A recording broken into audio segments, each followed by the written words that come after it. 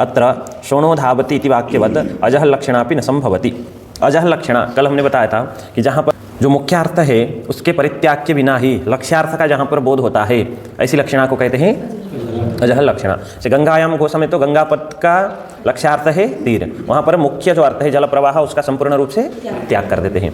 ठीक है। शोणो धावति, शोण शब्द का अर्थ है रक्त, रक्तो धावति। कोई लाल है, रक्त अश्व है, तो वहाँ पर रक्तो धावति इतना ही कहते हैं। तो उस समय में रक्त गुण का भी बोध होता है और रक्त गुण से विशिष्ट जो अश्व है उसका बोध होता है। देखिए रक्त गुण में धावन क्रिया का अन्वय नहीं हो सकता, मुख्यार्थ का बाद है, इसलिए लक्षणा करेंगे तो रक्तो धावति, शोणो धावति की जगह शोण गुण विशिष्ट अश्व धावति, ऐसा शाब्दबोध होता है। तो रक्तपथ की अथवा शोणपथ की लक्षणा करनी पड़ती है किसमें? रक्त अश्व ही नहीं, रक्त विशिष्ट में, जो रक्त से विशिष्ट है, रक्त का जो आश्रय है उसमें अश्व ही है वो। ठीक है। तो रक्त का हम परित्याग करते हैं? नहीं करते हैं, इसलिए उसको अजह लक्षणा कहते हैं। तो उसी प्रकार जिस प्रकार शोणो धावति में अजह लक्षणा के द्वारा शाब्दबोध होता है, उसी प्रकार तत्त्वमसि में भी अजह लक्षणा के द्वारा शाब्दबोध संभव क्यों नहीं है बताते हैं। तत्र शोण गुण गमन लक्षणस्य वाक्यार्थस्य विरुद्धत्वात् तद अपरित्यागेन तदाश्रय अश्वादि लक्षणया तद विरोध परिहार संभवात् जह लक्षणा संभवति। वहाँ पर कैसे संभव है पहले उसको बताते हैं। शोण गुण गमन लक्षणस्य वाक्यार्थस्य विरुद्धत्वात्, शोणो धावति कहेंगे तो शोण गुण में गमन हो रहा है ऐसी प्रतीति हो रही है, लेकिन गुण में कभी भी गमन क्रिया हमें कभी भी गुण में नहीं रहती है, द्रव्य में ही रहती है। ठीक है। तो शोण गुण रूपी जो शोण गुण का जो गमन, गुणस्य गमनम गुणगमनम, शोण गुण रूपी गुण का जो गमन, गमन स्वरूप जो वाक्यार्थ है वो विरोध है। तो शोण गुण गमन लक्षणस्य वाक्यार्थस्य विरुद्धत्वात्, शोणपथ का जो अर्थ है रक्त, उसका परित्याग किए बिना ही तदाश्रय अश्वादि लक्षणया, ठीक है, उसके आश्रय अश्वादि में लक्षणा करने से वहाँ पर जो विरोध हो रहा था उस विरोध का परिहार। देखिए शोण गुण में गमन लक्षण, गमन स्वरूप वाक्यार्थ का विरोध था, अब उस शोण जो गुण है उसकी लक्षणा कर देंगे तदाश्रय अश्वादि में, तो वहाँ पर जो विरोध था उसका परिहार संभव हुआ कि नहीं? हो गया। तो तद विरोध परिहार संभवात जह लक्षणा संभवती, वहाँ पर जह लक्षणा की संभावना हो सकती है।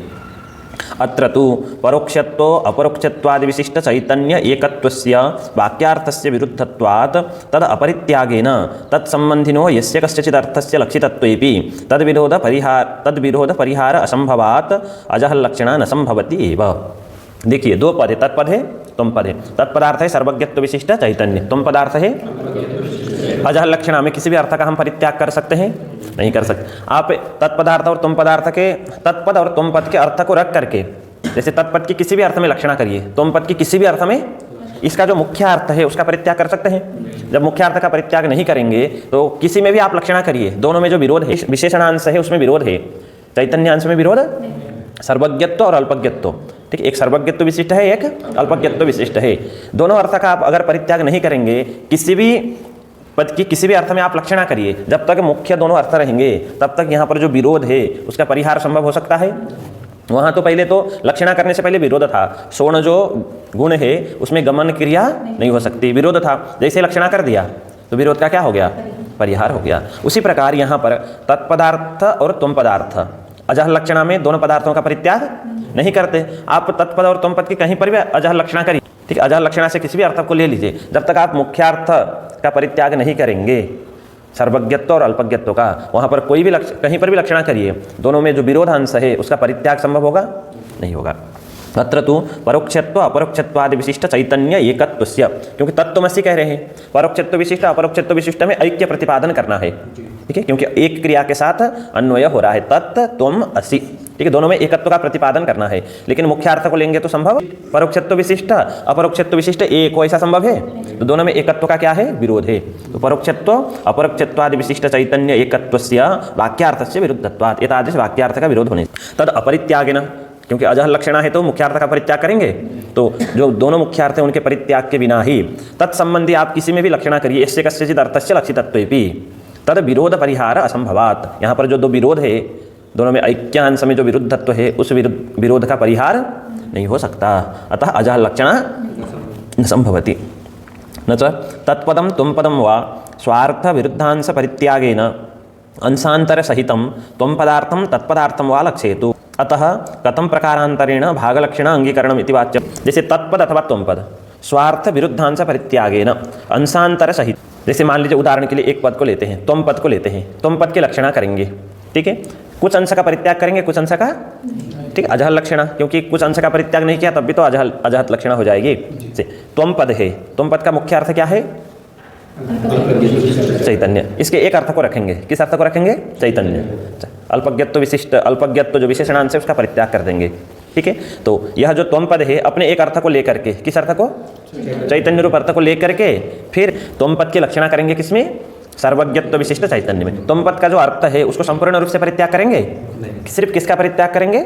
विरुद्धांश का, जो विशेषणांश है, समझ गए? अथवा उल्टा कर दीजिए, जो तत्पद है उसकी लक्षणा करेंगे किसमें? त्वम पदार्थ में, सर्वज्ञ अल्पज्ञत्व विशिष्ट चैतन्य में। जो तत्पद, जिस पद की हम लक्षणा कर रहे हैं तत्पद की, उसका जो मुख्य अर्थ है उसका परित्याग करेंगे, कुछ अंश का करेंगे, कुछ अंश का विरुद्धांश का करेंगे, अविरुद्धांश को रखेंगे। तो जहल लक्षणा हुई या अजहल लक्षणा हुई?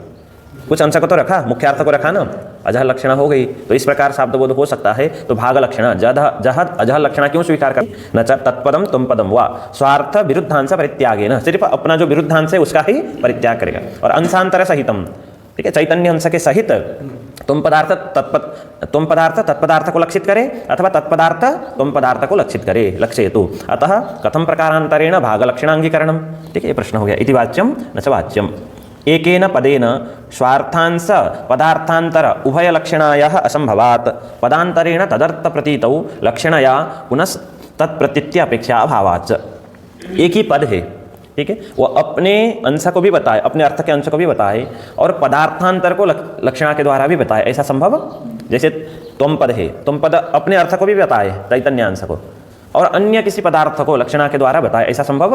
या तो लक्षणा के द्वारा अन्य पदार्थ को बताए, या तो ठीक है अपने अंश को ही बताए, या तो तद विशिष्ट हो। जैसे सोणोधावत में तो क्या था? सोण गुण विशिष्ट था, ठीक है, जो सोण गुण है उससे विशिष्ट में हमने लक्षणा किया था। और यहाँ पर क्या हो रहा है?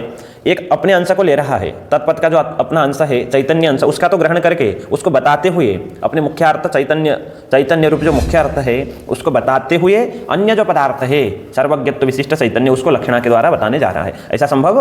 मतलब एक ही पद अपने अंश को भी बताए और पदार्थांतर को लक्षणा के द्वारा भी बताए, ऐसा संभव नहीं। और दूसरी बात, जिसको लक्षणा के द्वारा बता रहा है, जैसे त्वम पद जो है अपने अविरुद्ध जो अंश है चैतन्य अंश को रखते हुए मुख्यार्थ का बोध कराते हुए जो लक्ष्यार्थ है, लक्ष्यार्थ मतलब तत्पदार्थ सर्वज्ञत्व विशिष्ट चैतन्य, उसका बोध करा रहा है। तो सर्वज्ञत्व विशिष्ट चैतन्य रूप अर्थ को बताने के लिए तत्पद विद्यमान है, जैसे जह लक्षणा के प्रकरण में बताया था। त्वम पद अपना जो अविरुद्ध अंश है, क्या है अविरुद्ध अंश? उसको बताते हुए तत्पदार्थ को लक्षणा के द्वारा बताता है, ऐसा कह रहे हैं, ठीक है। लेकिन तत्पदार्थ को बताने के लिए तो स्वयं तत्पद है, उसका शक्त पद है, ठीक है। तो पदांतर के द्वारा ही उस अर्थ की प्रतीति हो सकती है, तो उस अर्थ को बताने के लिए अन्य पद की उसमें लक्षणा नहीं की जा सकती, समझ गए। पदांतरेण तदर्थ प्रतीतौ, पदांतरेण मतलब तत्पद के द्वारा ही जो अर्थ है त्वम पद के लक्षणा के द्वारा जिस अर्थ को आप समझना चाह रहे हैं उसी अर्थ को बताने के लिए दूसरा तत्पद विद्यमान है कि नहीं। तो पदांतरेण तत्पदे नैव तदर्थ प्रतीतौ, सर्वज्ञत्व विशिष्ट चैतन्य रूप अर्थ की प्रतीति हो सकती है, तो लक्षणा के द्वारा पुनः त्वम पद की लक्षणा करके उस अर्थ की प्रतीति की किसी को अपेक्षा नहीं होती है, ठीक है। इसीलिए यहाँ पर अजह लक्षणा भी संभव नहीं है। तस्मात् यथा, तो जह लक्षणा भी संभव नहीं है, अजह लक्षणा भी संभव नहीं है। नीलो घट में अथवा नीलम उत्पलम में जैसे शाब्दबोध होता है उस प्रकार का शाब्दबोध भी इष्ट नहीं है, हो नहीं सकता। तो तत्त्वमसि वाक्य से आपको कैसा शाब्दबोध इष्ट है, ऐसा प्रश्न करने पर उत्तर कहते हैं तस्मात् यथा स्वयं देवदत्त इति वाक्यम तदर्थो वा तत्काल एतत्काल विशिष्ट देवदत्त लक्षणस्य वाक्यार्थस्य अंशे विरोधात् विरुद्ध तत्काल एतत्काल विशिष्टांशं परित्यज्य अविरुद्धं देवदत्तांशमात्रं लक्षयति। तथा तत्त्वमसि इति वाक्यं तदर्थो वा परोक्षत्व अपरोक्षत्वादि विशिष्ट चैतन्य एकत्व लक्षणस्य वाक्यार्थस्य अंशे विरोधात् विरुद्ध परोक्षत्व अपरोक्षत्व विशिष्टांशं परित्यज्य अविरुद्धं अखंड चैतन्यमात्रं लक्षयति, ठीक है।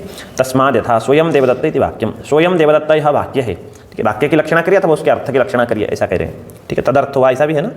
तो स्वयं देवदत्त यह वाक्य है, तत्पदार्थ है तत्काल विशिष्ट देवदत्त, ठीक है। अयम शब्द का अर्थ है ये तत्काल विशिष्ट देवदत्त, स्वयं देवदत्त, ठीक है। दोनों का देवदत्त के साथ अन्वय होने से अथवा स्वयं देवदत्त अस्ति कर दीजिए, अस्ति एक क्रिया के साथ अन्वय होने से दोनों हम दोनों में अभेद बताना चाहते हैं, ऐसा हमारा तात्पर्य है। और तत्काल विशिष्ट देवदत्त ये तत्काल विशिष्ट देवदत्त एक हो ऐसा कभी भी संभव नहीं है। जो तत्काल विशिष्ट है वो ये तत्काल विशिष्ट हो सकता है, जो ये तत्काल विशिष्ट है ये तत्काल में जो विद्यमान है उसको ये तत्काल विशिष्ट कहेंगे, तत्काल में जो विद्यमान था उसको। अभी जो देवदत्त है ये तत्काल विशिष्ट है तो तत्काल विशिष्ट, और जो तत्काल विशिष्ट देवदत्त था वो ये तत्काल विशिष्ट, लेकिन स्वयं देवदत्त अस्ति, एक क्रिया के अस्ति न होने पर भी उसका अध्यार कर सकते हैं। तो यहाँ पर ऐक्य का देवदत्त मात्र का बोध करना है तो हम कैसे करेंगे? मुख्यार्थ का बात हो रहा है कि नहीं हो रहा है? तत्काल विशिष्ट देवदत्त और ये तत्काल विशिष्ट देवदत्त में ऐक्य बताना है, ऐसा संभव ही नहीं है। तो मुख्यार्थ में बात हो रहा है तो हम क्या करेंगे? लक्षणा करेंगे। जहल लक्षणा संभव नहीं, अजहल लक्षणा भी संभव नहीं। तो जो विरुद्ध अंश है तत्काल विशिष्ट, ये तत्काल विशिष्ट का परित्याग कर दीजिए, अर्थात तत्काल और ये तत्काल का परित्याग कर दीजिए, तो क्या बचेगा?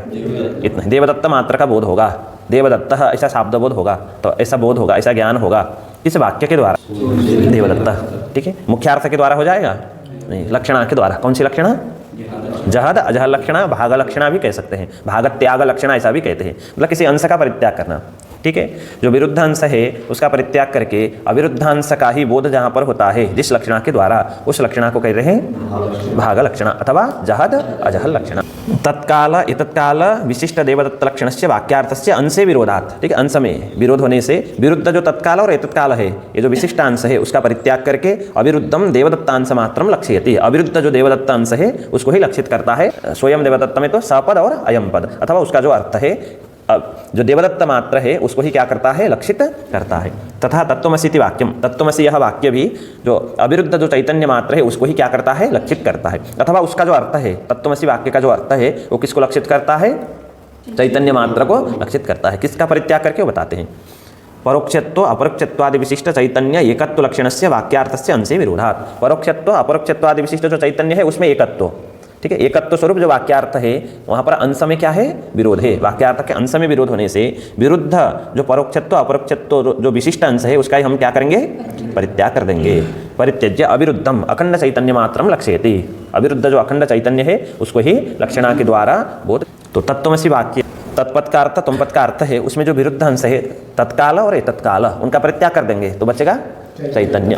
ठीक है, तो चैतन्य मात्र का बोध कराता है कौन सी लक्षणा के द्वारा? भाग लक्षणा के द्वारा। अथाधुना अहम ब्रह्मास्मि इति अनुभव वाक्यार्थो वर्णित। देखिए, तत्त्वमसि वाक्य के द्वारा जब उपदेश करते हैं, ब्रह्म ज्ञान होने के लिए प्रमाण है महावाक्यार्थ का ज्ञान, तत्त्वमसि अहम ब्रह्मास्मि इत्यादि। जब गुरु उपदेश करते हैं तत्त्वमसि तत्पदार्थ और तुम पदार्थ का शोधन करके जब लक्ष्यार्थ का ही ग्रहण करता है जो सुनने वाला है, तो उसको ऐसा ज्ञान होता है अहम ब्रह्मास्मि। ठीक है, ऐसा अनुभव, ये अनुभव वाक्य है, तो ये अनुभव जो वाक्य है इसके अर्थ का वर्णन करते हैं।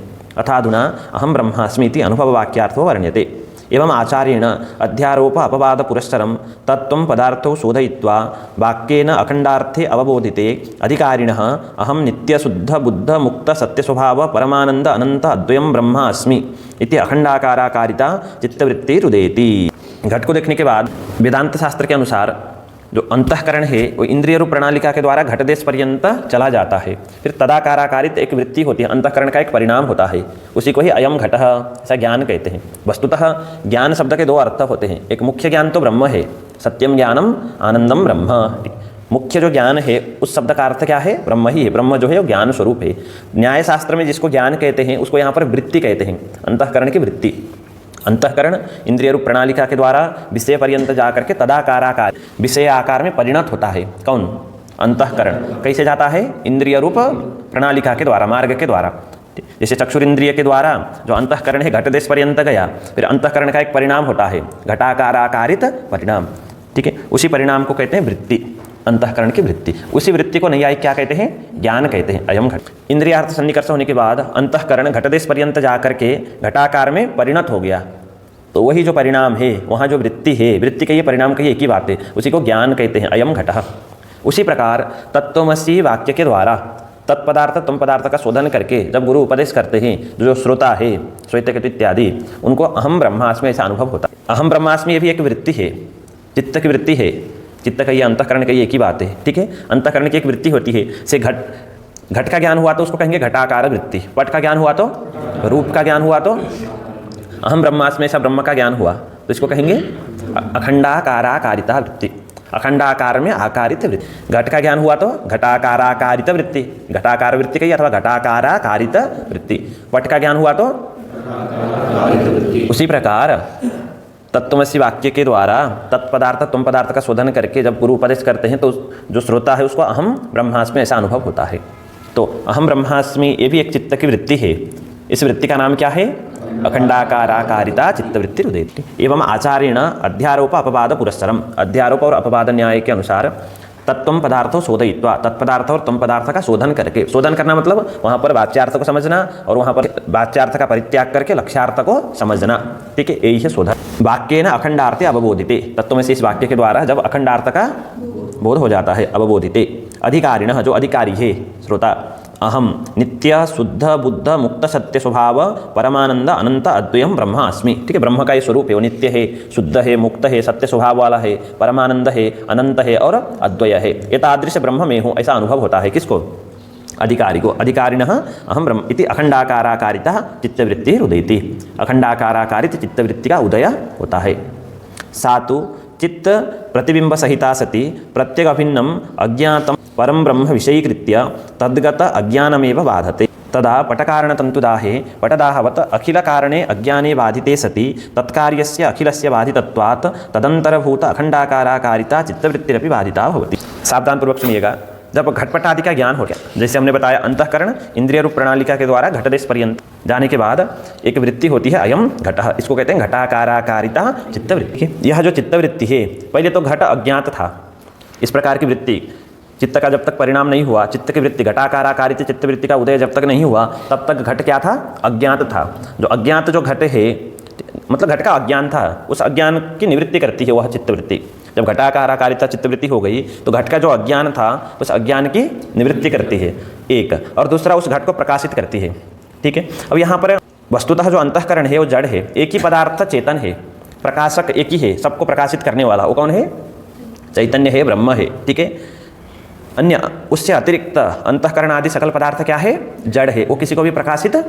जो अंतःकरण इंद्रिय रूप प्रणालिका के द्वारा घटदेश पर्यंत गया, घट का जो अज्ञान था उसको नष्ट किया। जब घटाकाराकारित वृत्ति हो गई तो वो वृत्ति घट के अज्ञान को नष्ट कर देती है, और दूसरे नंबर में घट को प्रकाशित भी।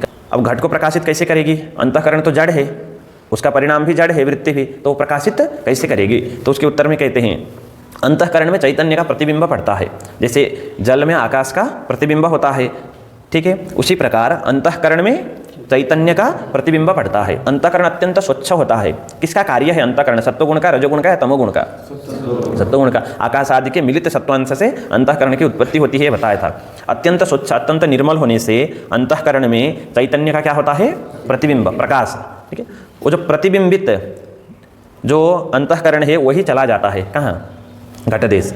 ठीक है, तो प्रतिबिंबित होने से वह भी क्या करता है? चिदाभास के द्वारा प्रकाशित करता है, उसी को चिदाभास कहते हैं। चैतन्य का आभास, चैतन्य का प्रकाश। वस्तुतः जो अंतःकरण है वो जड़ है, उसमें चैतन्य का प्रतिबिंब पड़ने से वहाँ पर जो चिदाभास है वो क्या करता है? घटादि को प्रकाशित करता है। शुद्ध जो अंतःकरण है जो अगर उसमें चैतन्य का प्रतिबिंब न पड़े तो घटपट आदि को प्रकाशित नहीं कर सकता। समझ रहे हैं? उसी प्रकार अब यहाँ पर देखिए अखंडाकाराकारित चित्तवृत्ति तो हो गई, चित्तवृत्ति हो गई अखंडाकाराकारित अहम ब्रह्मास्मि इस प्रकार की। तो इससे पहले ब्रह्म का क्या था? अज्ञान था। उस यह जो चित्तवृत्ति है ब्रह्म के अज्ञान को क्या करेगी? नष्ट कर देगी। लेकिन ब्रह्म के अज्ञान को नष्ट तो करेगी, वो जो ब्रह्म जो वस्तु है उसको प्रकाशित नहीं करेगी। समझ रहे हैं? देखिए, घट का जब ज्ञान होगा, घटाकाराकारित चित्तवृत्ति होगी। यह चित्तवृत्ति क्या करेगी? घट के अज्ञान को नष्ट करेगी और घट को प्रकाशित। यहाँ पर ब्रह्म के अज्ञान को नष्ट तो करेगी लेकिन उसको प्रकाशित, क्योंकि वो स्वयं प्रकाशमान है। उसको यह चैतन्य का जिसका प्रतिबिंब पड़ा है, जैसे सूर्य का प्रतिबिंब दर्पण में पड़ता है, वो दर्पण अन्य वस्तु को प्रकाशित कर सकता है, स्वयं सूर्य को ही प्रकाशित कर सकता है क्या? नहीं।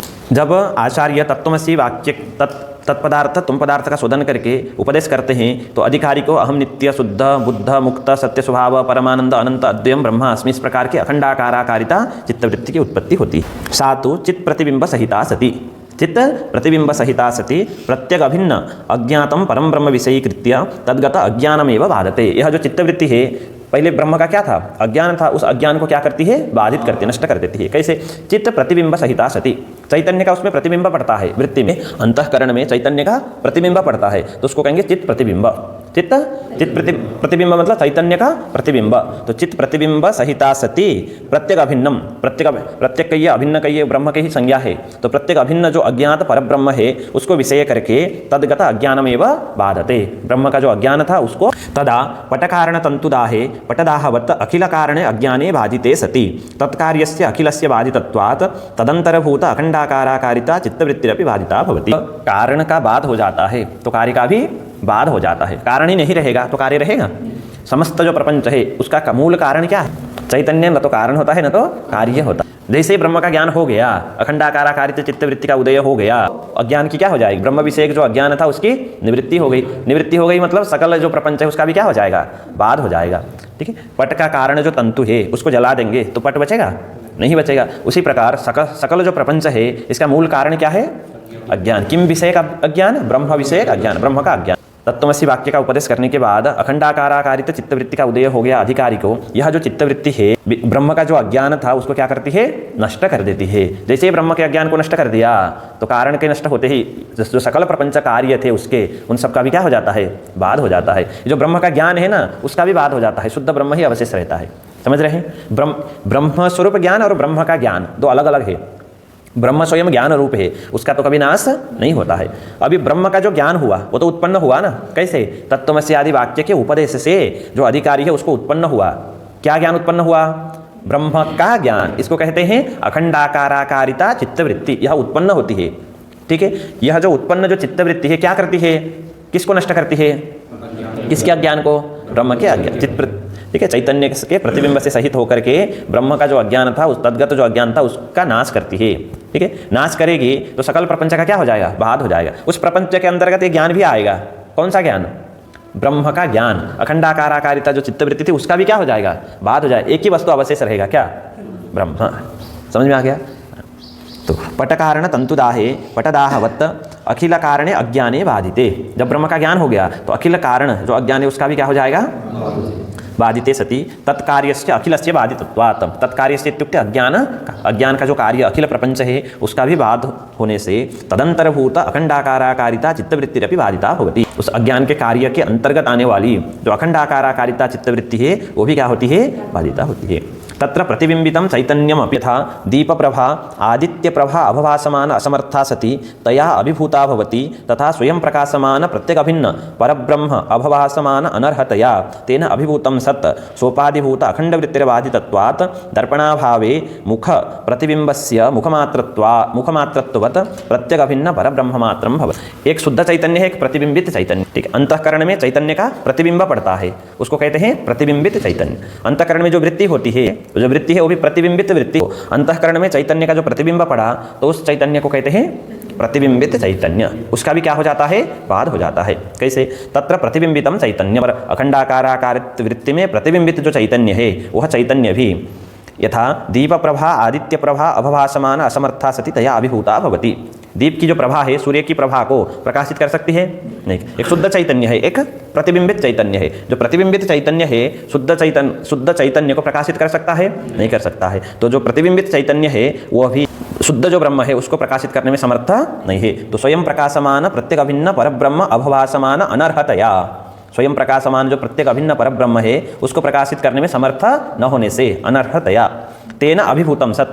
जो शुद्ध चैतन्य है उससे अभिभूत होकर के, कौन अभिभूत होने वाला? कौन है? प्रतिबिंबित चैतन्य। तेन अभिभूतम सत सोपाधिभूत अखंड वृत्तिर बाधितत्वा। तो प्रतिबिंबित चैतन्य है उसकी उपाधि है अखंड वृत्ति। अखंड वृत्ति मतलब अखंडाकाराकारित वृत्ति। अखंडाकाराकारित वृत्ति किसमें उत्पन्न हो रही है? प्रतिबिंबित चैतन्य। जो अखंडाकाराकारित चित्तवृत्ति है उसका बाध हुआ कि नहीं?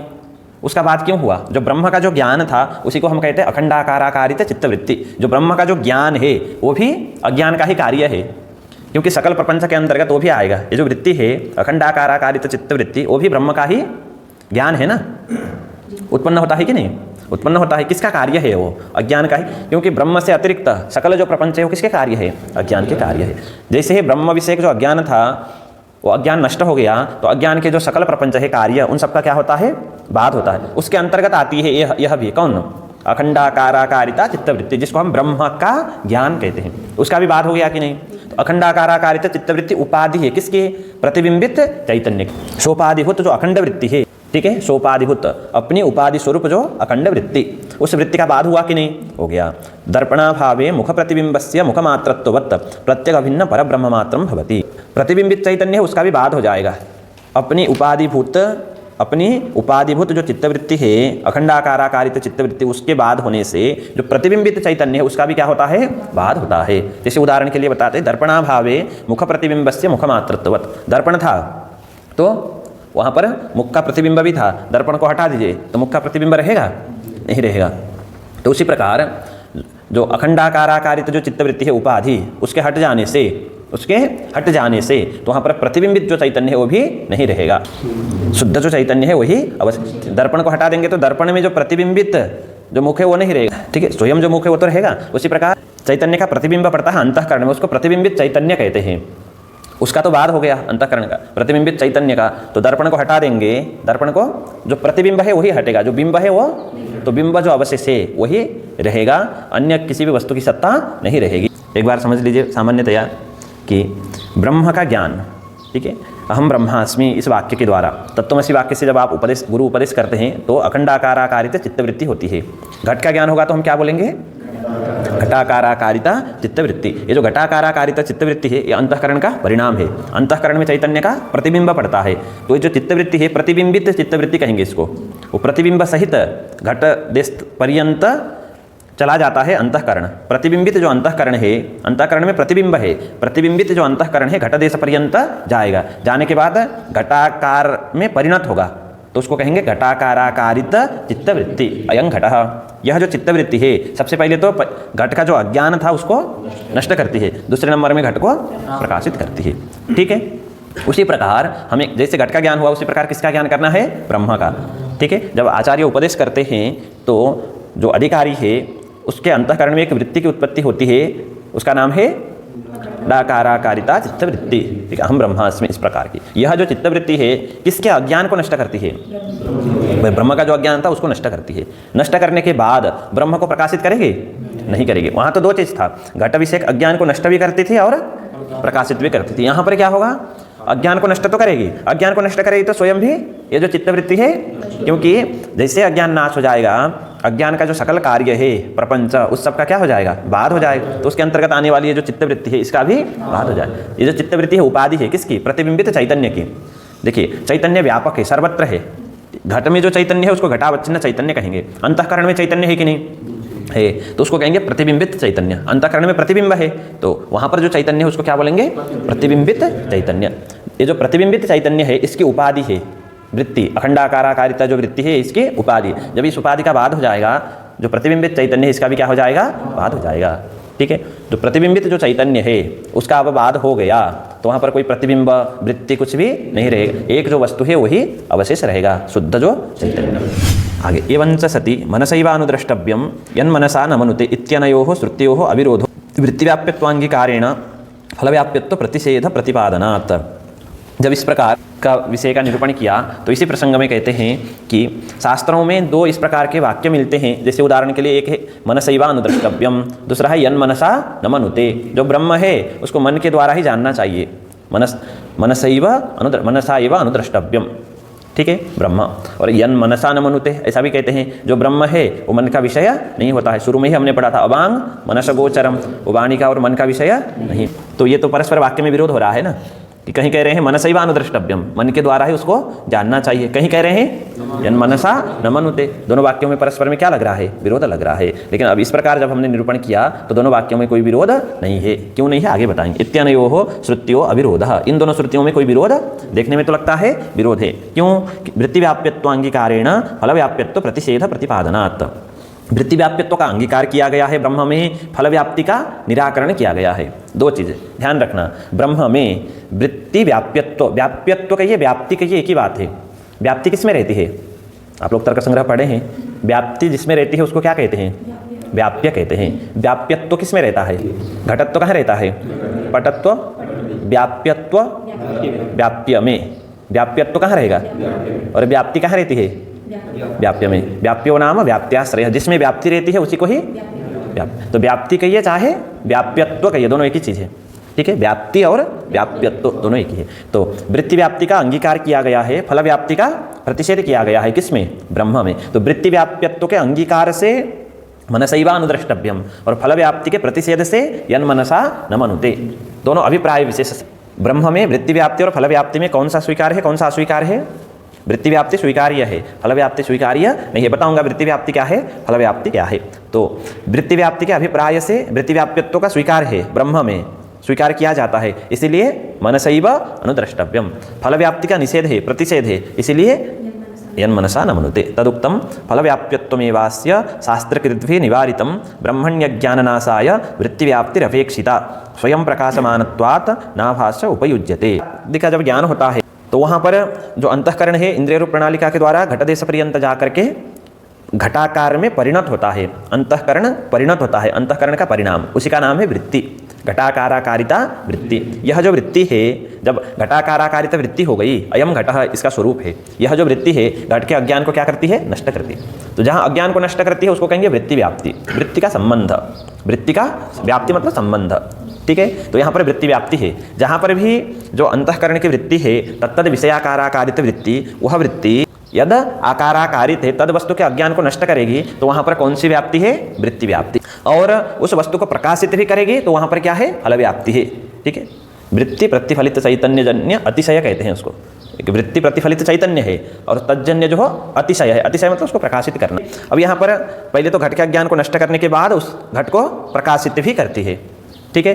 जहाँ पर वस्तु प्रकाशित होगा वहाँ पर फल व्याप्ति है, जहाँ पर अज्ञान का नाश होगा वहाँ पर वृत्ति व्याप्ति है। सिर्फ अज्ञान का नाश होगा, उस वस्तु को प्रकाशित नहीं करेगा, तो वहाँ पर सिर्फ वृत्ति व्याप्ति है, फल व्याप्ति नहीं है। जैसे ब्रह्म में जब आचार्य उपदेश करते हैं अधिकारी को, अहम ब्रह्मास्मि, इस प्रकार अखंडाकाराकारित चित्तवृत्ति होती है। यह जो चित्तवृत्ति है ब्रह्म के अज्ञान को तो नष्ट करती है, लेकिन ब्रह्म को प्रकाशित, जैसे अज्ञान को नष्ट करेगी तो वहाँ पर कौन सी व्याप्ति समझना? वृत्ति व्याप्ति, ठीक है। तो इस वृत्ति व्याप्ति ब्रह्म में स्वीकार किया जाता है, इसीलिए मनसैव अनुद्रष्टव्यम। ब्रह्म का ज्ञान किसके द्वारा? मन के द्वारा, अंतःकरण के, चित्त के द्वारा, ठीक है। मनसैव अनुद्रष्टव्यम। क्यों? क्योंकि उसमें वृत्ति व्याप्ति का स्वीकार है और उसको कोई भी प्रकाशित नहीं करता, इसलिए यन मनसा न मनुते। वो मन का विषय नहीं है। क्यों? क्योंकि उसमें फल व्याप्यत्व नहीं है, फल व्याप्यत्व का प्रतिषेध है। फल व्याप्यत्व का प्रतिषेध मतलब जो अखंडाकाराकारित जो चित्तवृत्ति है वो ब्रह्म को प्रकाशित करने में समर्थ नहीं है। समर्थ नहीं है तो कौन प्रकाशित करेगा? कोई भी प्रकाशित। तो फल व्याप्यत्व के प्रतिषेध के अभिप्राय से क्या कहा? यन मनसा न मनुते। और वृत्ति व्याप्यत्व के स्वीकार के अभिप्राय से क्या कहा गया है? मनसैव अनुद्रष्टव्यम, ठीक है।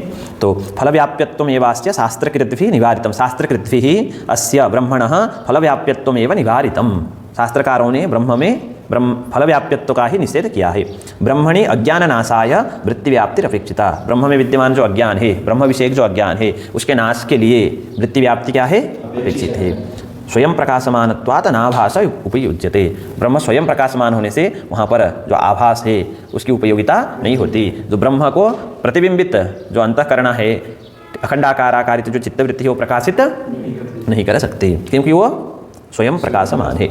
जड़ पदार्थाकाराकारित चित्तवृत्ते है विशेषो अस्ति। जो जड़ पदार्थाकाराकारित चित्तवृत्ति है उसमें विशेषता है, भेद है। घटपट आदि जो जड़ पदार्थ है तदाकाराकारित जो चित्तवृत्ति है उसकी ये विशेषता है। क्या विशेषता है? तथा ही अयम घटः इति घटाकाराकारित चित्तवृत्ति अज्ञातं घटं विषयीकृत्य तद्गत अज्ञान निरसन पुरस्सरं स्वगत चिदाभासेन जड़म घटमपि भासयति। देखिए, अयम घटः, यह घटाकाराकारित चित्तवृत्ति है, बता चुका हूँ, ठीक है। यह जो चित्तवृत्ति है क्या करती है? अज्ञातम घटम विषयीकृत्य, अज्ञात जो घट है उसको विषय करके तद्गत अज्ञान निरसन पुरस्सरम, घटगत जो अज्ञान है, घटगत मतलब घट विषयक जो अज्ञान था अंतःकरण में, ठीक है, उस अज्ञान का निराकरण करते हुए स्वगत चिदाभासेन, ठीक है, अपने अंतःकरण में विद्यमान जो चैतन्य का आभास है, प्रतिबिंब, उसके द्वारा जड़म घटम अपि भासयति।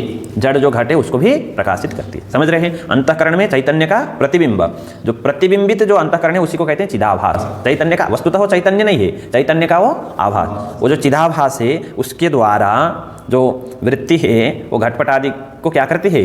प्रकाशित करती है। जैसे दर्पण में सूर्य का प्रतिबिंब पड़ेगा तो जो दर्पण है अन्य वस्तु को प्रकाशित कर सकता है, ठीक है। वस्तुतः जो दर्पण में आभास है, सूर्य का आभास है, वो प्रतिबिंबित है, शुद्ध आभास नहीं है, प्रतिबिंबित आभास है। उसी प्रकार अंतःकरण में चैतन्य का प्रतिबिंब पड़ेगा तो प्रतिबिंबित जो अंतःकरण है वो घटदेश पर्यंत जाकर के घटाकाराकारित, ठीक है, घटाकार में परिणत होगा।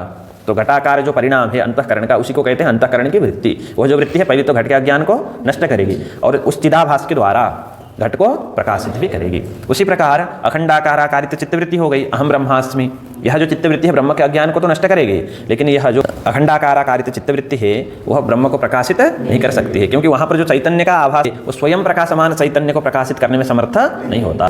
अयं घट इति घटाकाराकारित चित्तवृत्ति अज्ञातं घटं विषयीकृत्य तद्गत अज्ञान निरसन पुरस्सरम् स्वगत चिदाभासेन जडं घटमपि भासयति। तदुक्तं बुद्धि तस्थ चिदाभासौ द्वावपि व्याप्नुतो घटं तत्राज्ञानं धियानश्चेद आभासेन घटस्फुरेत्। पंचदशी का श्लोक है। एक बुद्धि है, एक बुद्धिस्थ चिदाभास है। बुद्धि मतलब वृत्ति, अंतःकरण, ठीक है, और बुद्धि में स्थित जो चिदाभास, ये दोनों पदार्थ ही क्या करते हैं, घट को व्याप्त करते हैं। दो चीज़ें, एक बुद्धि और बुद्धिस्थ चिदाभास, ये दोनों पदार्थ किसको व्याप्त करते हैं, दो अपि घटम व्याप्नुतः। उन दोनों में से कौन क्या क्या कार्य करते हैं, तत्र अज्ञानम धिया नश्यत। दो चीज़ थे, बुद्धि और बुद्धिस्थ चिदाभास। उन दोनों में से जो बुद्धि है वो क्या करती है, अज्ञानम नश्यत, धिया अज्ञानम नश्यत। धी के द्वारा, बुद्धि के द्वारा अज्ञान क्या हो जाता है, नष्ट। आभासेन घटस्फुरेत्, फिर जो आभास है उसके द्वारा घट प्रकाशित होता है चिदाभास के द्वारा। यथा दीप प्रभामंडलम अंधकारगतम घटपटादिकम विषयीकृत्य तद्गत अंधकार निरसन पुरस्सरम स्वप्रभया तदपि भासयति इति। ठीक है, दीप प्रभामंडलम, दीपक प्रभा का जो मंडल है, उदाहरण बता रहे हैं, दृष्टांत। दीप प्रभामंडल, दीपक का जो प्रभामंडल है वो अंधकारगतम घटपटादिकम विषयीकृत्य, अंधकार में विद्यमान जो घटपटादि है उसको विषय करके, तद्गत अंधकार निरसन पुरस्सरम स्वप्रभया तदपि भासयत। दीप का जो प्रभामंडल है सबसे पहले तो अंधकार को नष्ट करेगा प्रभामंडल, फिर दूसरे नंबर में क्या करेगा, घट को प्रकाशित करेगा। उसी प्रकार यह जो प्रतिबिंबित जो अंतःकरण है वो सबसे पहले तो घट के अज्ञान को नष्ट करेगा और दूसरे नंबर में घट को प्रकाशित करेगा। जैसे दीपक प्रभामंडल सबसे पहले तो अंधकार को नष्ट करता है और दूसरे नंबर में घट को प्रकाशित करता है। इसलिए यहाँ पर घटादि में वृत्ति व्याप्ति है कि फल व्याप्ति है, दोनों है, वृत्ति व्याप्ति भी है, फल व्याप्ति भी है। ठीक, अज्ञान का नाश हुआ तो वृत्ति व्याप्ति और उसको प्रकाशित भी किया तो फल व्याप्ति। आया समझ में। और ब्रह्म में वृत्ति व्याप्ति तो है, क्योंकि ब्रह्म के अज्ञान के नाश के लिए वृत्ति व्याप्ति की अपेक्षा होती है और वहाँ पर जो आभास है उसकी कोई उपयोगिता नहीं है, इसलिए फल व्याप्ति का स्वीकार नहीं है। तो ब्रह्म को प्रकाशित कौन करता है, कोई भी नहीं करता, इसलिए कहा यन् मनसा न मनुते। ठीक है, और ब्रह्म के अज्ञान का नाश के लिए वृत्ति व्याप्ति की अपेक्षा होती है, इसलिए कहा मनसैवा नु द्रष्टव्यम्।